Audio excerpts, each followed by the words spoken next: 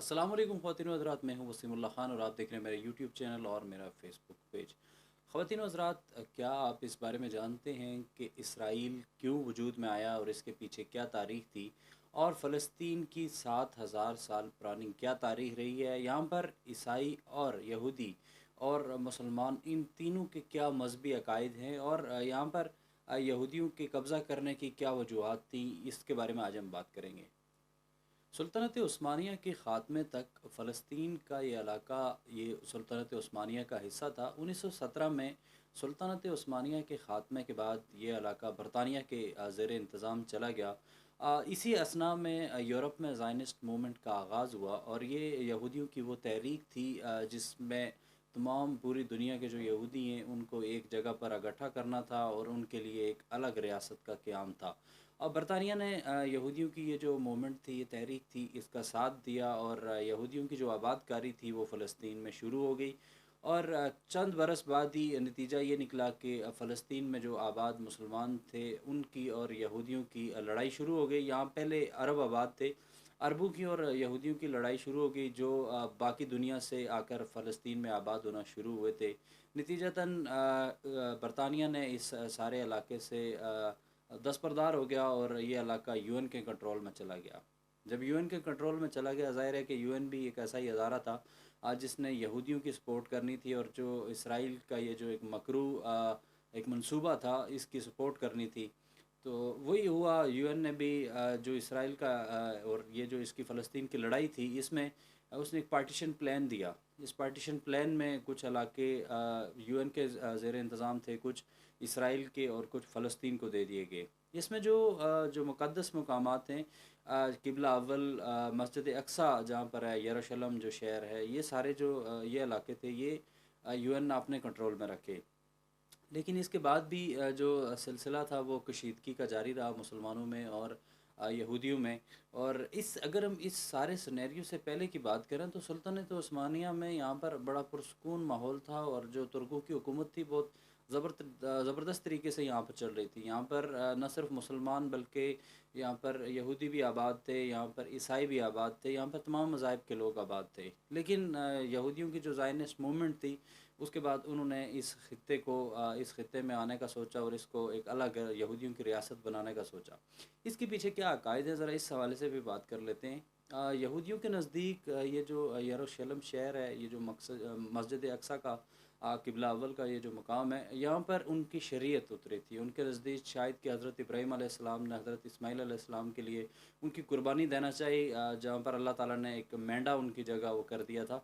ये वो उनके नज़दीक, यहूदियों के नज़दीक शायद कि ये वो मुकाम है। और दूसरी यहूदियों के नज़दीक एक जो मजहबी हवाले से उनकी सोच है वो ये है कि यहाँ पर उनका थर्ड टेंपल बनना है, जो उनका तकरीबन कोई मेरे ख़्याल से 1000 साल से ज़्यादा हो चुके हैं कि उनका अभी तक नहीं बन सका। उनके नज़दीक ये उनकी सोच है कि यहाँ पर थर्ड टेंपल दोबारा बनाया जाए यहूदियों के लिए, जहाँ पर यहूदी आकर इबादत करें।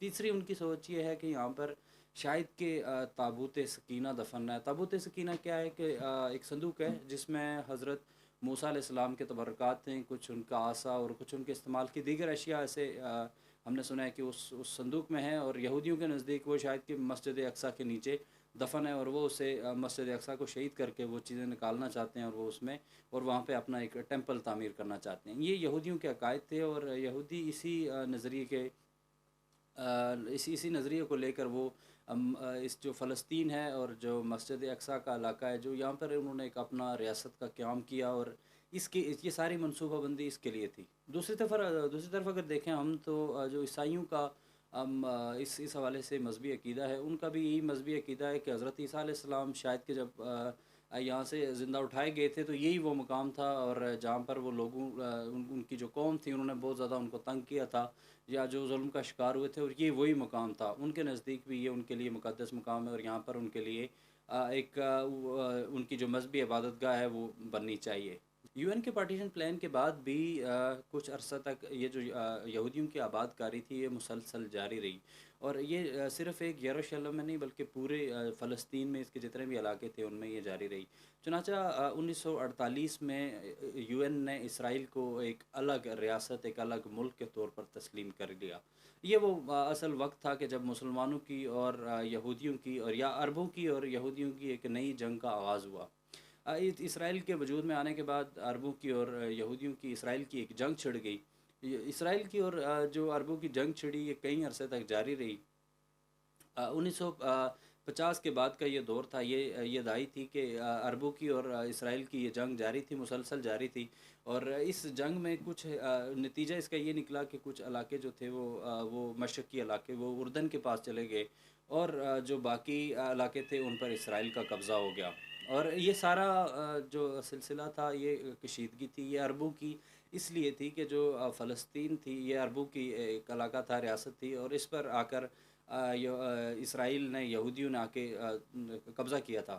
اس کے لیے ان کے درمیان جنگ تھی، اور یہ جو جنگ تھی اس میں 7 لاکھ کے قریب لوگ متاثر ہوئے، جو 1950 سے 60 کے درمیان کی جو دہائی میں جو لڑائی جاری ہوئی اس میں، اور 7 لاکھ لوگ اس میں بے گھر ہوئے، اور اس دن کو النکبہ کے نام سے، اگر اس فلسطین کی تاریخ میں دیکھا جائے تو اس کو النکبہ کے نام سے اس دن کو جانا جاتا ہے۔ النکبہ سے مراد اردو زبان میں اس کا مطلب ہے کہ بت تباہی کا دن۔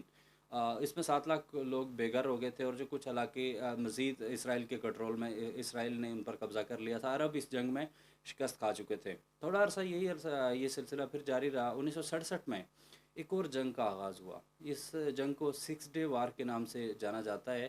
یہ جو جنگ، اب کی بار جو جنگ شروع ہوئی تھی، اس میں اسرائیل نے پھر زبردست اس کو فتح حاصل ہوئی، اور عرب پھر ناکام ہو گئے، اور اس کے بعد اسرائیل 80%، تقریباً 78% جو علاقے تھے ان پر اسرائیل نے قبضہ کر لیا۔ اور یہ عربوں کے درمیان، عربوں کی جو مزاحمت تھی یا جو جنگ تھی، اس کا سلسلہ کچھ حد تک رکا، تو ایک نئی تنظیم کا وجود عمل میں آیا، PLO کے نام سے۔ یہ وہ تنظیم تھی، اس کا مقصد تھا کہ فلسطین کو اسرائیل کا جو غاصبانہ قبضہ ہے اس سے چھڑایا جائے۔ اس کے ساتھ بھی کچھ عرصہ ان کی آپس میں لڑائی جاری رہی اسرائیل کے ساتھ، لیکن معاملات ان کے پھر ٹیبل ٹاک پر آ گئے، اور معاملات بیٹھ کر طے کرنے کی کوشش کی گئی، اور PLO اور اسرائیل کے درمیان ایک معاہدہ ہوا، اور ان کے درمیان کچھ علاقوں کی تقسیم ہوئی۔ لیکن اس کے باوجود بھی جو مسلمانوں پر ظلم و ستم کا جو ایک سلسلہ شروع ہو چکا تھا کچھ عرصے سے، وہ جاری رہا، اور اسرائیل نے جو 20% کچھ علاقے جو باقی تھے ان پر بھی قبضہ کرنے کی کوشش کی۔ PLO کا جو عسکری ونگ تھا، یا ہم اس کی بات کریں کہ جو ان کی اصل تحریک جس مقصد کے لیے وہ بنی تھی، شاید کہ وہ اس وقت میں تھوڑے عرصے بعد 70 کی دہائی میں وہ کمزور ہو گئی، اور اس کے بعد ایک نئی تحریک نے جنم لیا، اس کا کیا، وہ حماس تھی۔ اور حماس یہ جو تھی، یہ غزہ کی پٹی پر یہ تحریک تھی، اور اس نے زبردست طریقے سے اسرائیل کے ساتھ مزاحمت کی، اور اسرائیل کے ساتھ فلسطین کے معاملے پر لڑائی کی۔ 1993 میں امریکہ، اسرائیل اور PLO نے ایک ایگریمنٹ سائن کیا، اس کو اوسلو ایگریمنٹ کے نام سے جانا جاتا ہے۔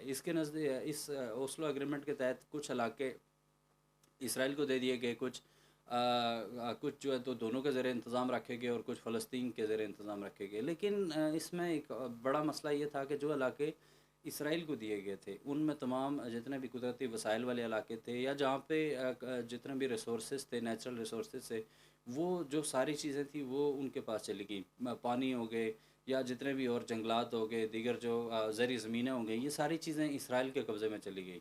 پھر بھی جو حماس کی جو لڑائی تھی وہ اسرائیل کے ساتھ مسلسل جاری رہی، اور 2005 میں اسرائیل نے حماس سے دستبردار ہو گیا، اور حماس نے اپنی الگ حکومت قائم کر لی، اسرائیلی حکومت سے بھی الگ ہو گئے، اور جو فلسطینی حکومت تھی اس سے بھی الگ ہو گئے، انہوں نے اپنی حکومت قائم کر لی۔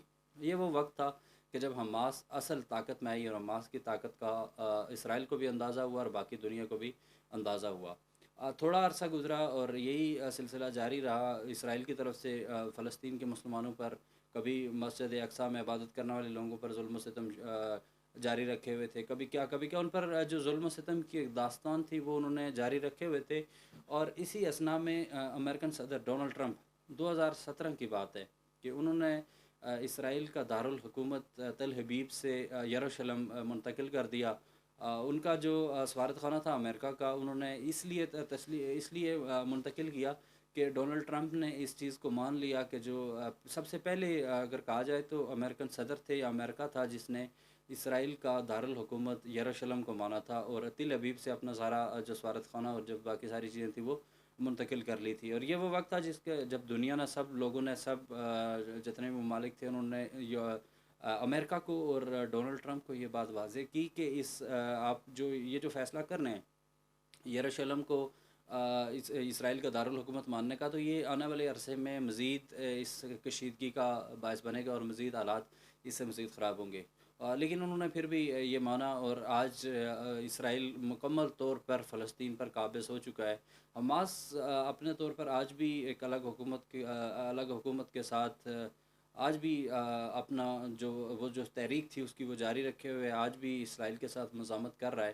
لیکن دوسری طرف اگر دیکھا جائے تو ہماری جو مسلم امہ ہے، مسلم امہ بھی ابھی تقسیم کا شکار ہے۔ کچھ ممالک جو ہیں وہ مسلم ممالک وہ اسرائیل کو ماننے کے لیے راضی ہو رہے ہیں، جبکہ جو فلسطین والا معاملہ ہے اس کو پس پردہ رکھ کر اسے بھول کر وہ جو اسرائیل کے ساتھ تجارت کا آغاز کرنا جا رہے ہیں۔ اس میں پاکستان کے بھی گزشتہ عرصے میں کچھ ملاقاتیں ہوئی ہیں۔ یقیناً اگر یہ سارے اس فلسطین کی جو ظلم و ستم ہے جو اسرائیل کا فلسطین پر، اس ساری چیزوں کو چھوڑ کر اگر مسلم امہ اس طرف جاتی ہے تجارت کی طرف یا اس طرف جاتی ہے، تو یقیناً یہ مسلم امہ میں مزید تقسیم کا باعث بنے گا، اور یہ جو اس ایک خواب ہے یہودیوں کا ایک الگ ریاست کا، اور الگ ریاست بنا کر وہاں سے پوری دنیا پر حکومت کا، تو اسے کوئی نہیں روک سکے گا۔